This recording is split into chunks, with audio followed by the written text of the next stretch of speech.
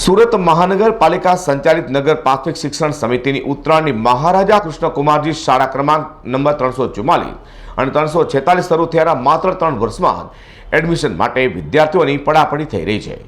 આજથી વર્ષ 2020-21 માટે એડમિશન પ્રક્રિયા શરૂ થતાની સાથે જ મહારાજા કૃષ્ણકુમારજી શાળામાં વાલીઓની લાઈનો પર લાગવા પામી છે।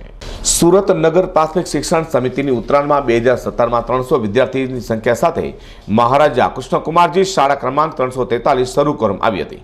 જોકે 2 જ વર્ષમાં અન્ય એક સ્કૂલ શ્રી પ્રમુખ સ્વામી મહારાજ પ્રાથમિક શાળા ક્રમાંક 346ને મર્જ કરી વર્ગો વધારી દેવાની શિક્ષણ સમિતિને ફરજ પડી હતી। આ પાછળનું કારણ એ છે કે સ્કૂલમાં વર્ગની સંખ્યામાં વધારો કરી દેવામાં આવ્યો છે। વિદ્યાર્થીના સમાવેશ બાદ પણ હાલ આ નવા એડમિશન માટે વિદ્યાર્થીઓનો ધસારો છે। નવા એડમિશન માટેની અરજીઓમાં 98% જેટલી અરજીઓ તો ખાનગી શાળામાં ભણતા વિદ્યાર્થીઓની છે। ઉત્તરાયણની સ્કૂલમાં શિક્ષણનું સ્તર સુધારવા પાછળનું કારણ આચાર્ય અને શિક્ષકોએ વિદ્યાર્થીઓ સાથે કરેલી આત્મીયતા છે। શાળાના આચાર્યએ કહ્યું હતું કે વિદ્યાર્થી અને શિક્ષકો વચ્ચે આત્મીયતા હોય અને વિદ્યાર્થીઓ તેમની સમસ્યા સરળતાથી રજૂ કરી શકે તેનું વાતાવરણ સ્કૂલમાં બનાવવામાં આવ્યું છે। સ્કૂલમાં સર અને ટીચર સંબોધન વિદ્યાર્થીઓ કરતા જ નથી, તેને બદલે ગુરુજી અને દીદીનું સંબોધન કરે છે।